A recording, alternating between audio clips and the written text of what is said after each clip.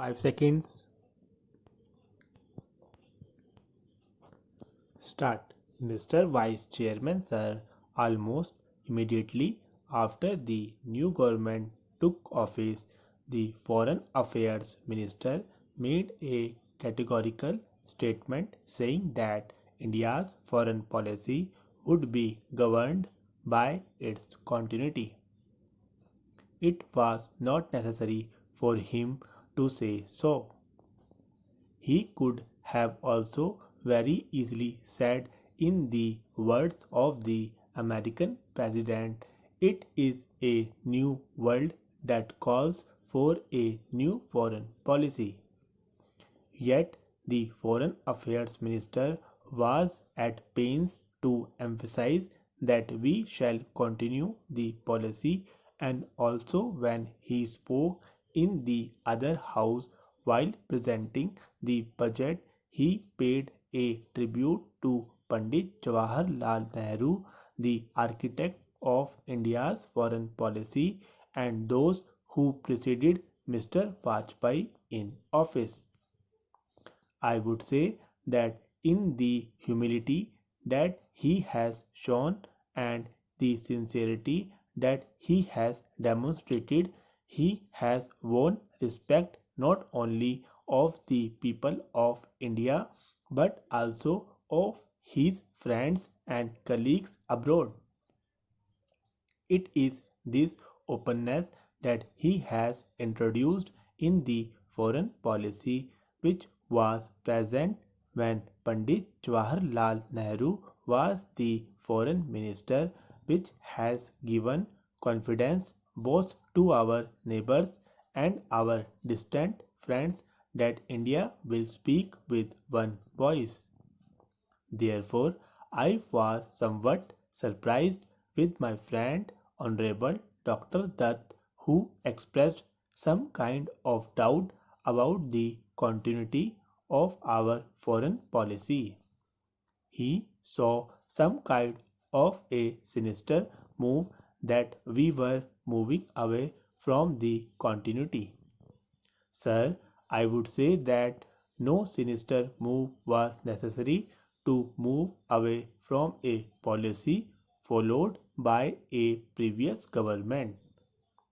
It would have been fully justifiable for the government to say that they were departing from certain aspects of the policy of the previous government.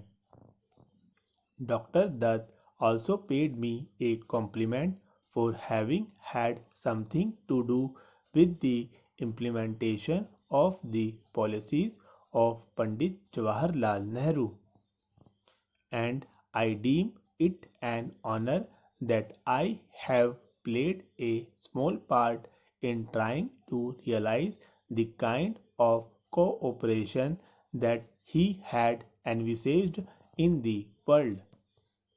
Mr. Vice Chairman, Sir, Dr. Dutt has also placed me in great difficulty.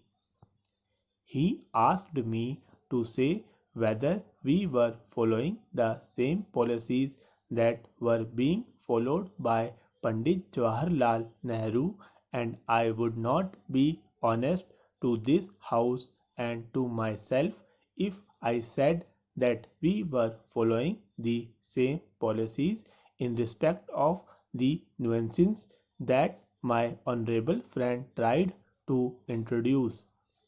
The distortions came not when the Janata government took over but 2 years ago, and I would mention a small illustration.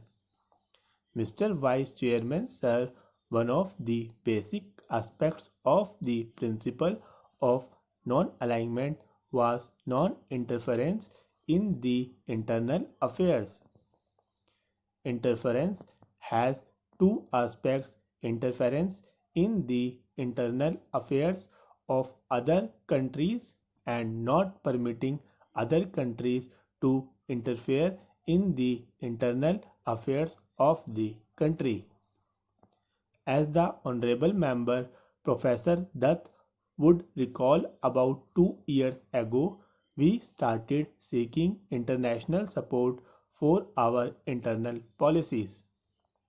We tried to advertise the gains of emergency and to seek support for that emergency. Would this not amount to interference in our internal affairs? It is this distortion, Mr. Vice Chairman, sir, which I hope the Janata government will correct. The honorable member also talked about the policy of non-alignment. Mr. Vice Chairman, sir, non-alignment cannot be a policy. It is merely a set of principles that guide the policy. The foreign policy of India as enunciated by Pandit Jawaharlal Nehru was world peace and international cooperation. World peace and international cooperation are essential for us because we are a developing country. We have got a large number of people living on the margin of human existence. We have to promote their welfare. This cannot be done in an atmosphere of conflict. It cannot be done when there is a war in the world. It can only be done by international cooperation. Sir, if you look at India's traditional policy, India's traditional attitudes toward foreign affairs, and India has an ancient civilization, these have not come to us overnight since our independence. They have a long history in our tradition, in our background.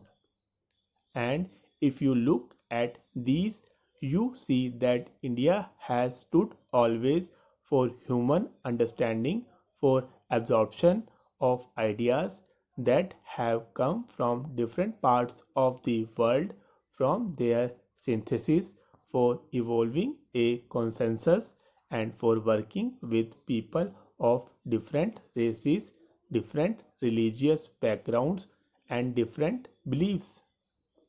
And this is the essence of India's foreign policy, that we want to develop not in conflict but in cooperation.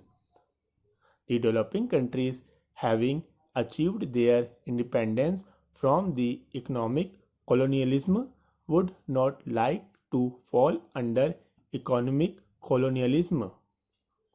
They would wish to give content to their independence, and that content can come only when they acquire economic self-reliance. I am not talking even of some kind of economic self-sufficiency.